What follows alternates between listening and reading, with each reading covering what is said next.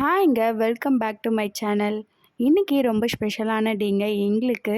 எங்களுடைய செகண்ட் பையன் பிறந்த நாளுங்க இன்றைக்கி. அவன் பிறந்த அதுக்குள்ளே 2 இயர்ஸ் ஆயிடுச்சுங்க. அவனுடைய செகண்ட் பர்த்டே செலிப்ரேஷன் வீடியோவை தான் இந்த வீடியோ ஃபுல்லாக பார்க்க போகிறீங்க. வாங்க வீடியோக்குள்ளே போகலாம். பர்த்டே பாய்க்கு காலையிலேயே எழுப்பி குளிப்பாட்டி விஷ் பண்ணிவிட்டு கோயிலுக்கு கிளம்பியாச்சுங்க. எங்கள் வீட்டு பக்கத்துலேயே இருக்க விநாயகர் கோயில் போனோம். அங்கே நல்ல தரிசனம், சாமி கும்பிட்டுட்டு பக்கத்தில் இருக்க சாய்பாபா கோயில் போயிருந்தோங்க. இங்கே டெய்லியுமே அன்னதானம் போடுவாங்க.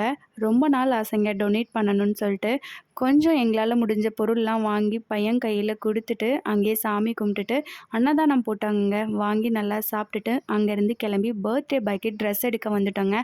பர்த்டே பாய் ரொம்ப ஹாப்பியாக ட்ரெஸ்லாம் பார்த்து சூஸ் பண்ணி எடுத்துக்கிட்டாரு. பக்கத்துலேயே கேக் ஷாப்புங்க. நாங்கள் ஆல்ரெடி கேக் ஆர்டர் பண்ணியிருந்தோம். அதை வாங்கிட்டு வீட்டுக்கு வந்தாச்சுங்க.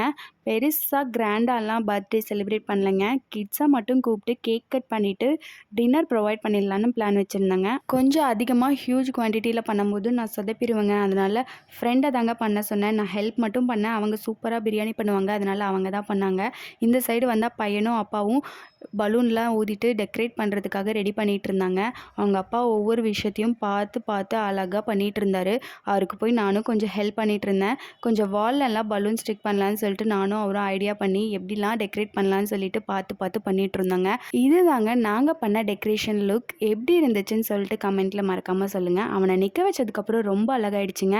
அதுக்கப்புறமா பிரியாணி ரெடிங்க.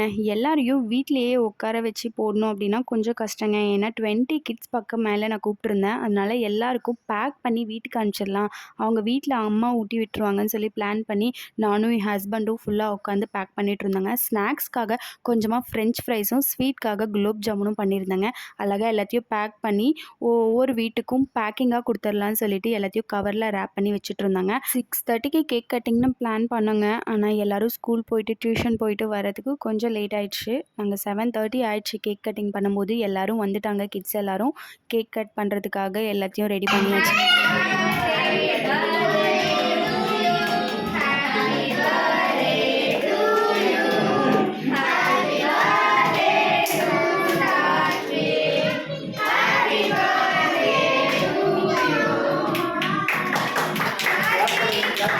அவன் கொஞ்சம் பயந்துட்டாங்க. ஸ்கேரியாக தான் எல்லாரையும் பார்த்துட்டு இருந்தான். கோரஸாக கத்துனதுன்னே கொஞ்சம் பயந்துட்டான். அதுக்கப்புறம் கேக் கொடுத்ததுன்னே நார்மல் ஆகிட்டாங்க. அவன் ஒரு பீஸ் வாங்கிட்டு போய் ஜாலியாக பர்த்டே பாய் என்ஜாய் பண்ணி அவர் கேக்கை சாப்பிட்டுட்டு இருந்தார்.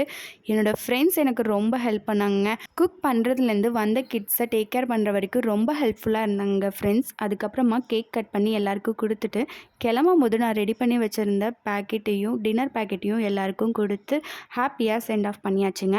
இந்த டே எங்களுக்கு ரொம்ப ஹாப்பியாக போச்சுங்க. இந்த வீடியோ பிடிச்சிருந்ததுன்னா லைக் பண்ணிட்டு சப்ஸ்கிரைப் பண்ணிக்கோங்க. பாய்.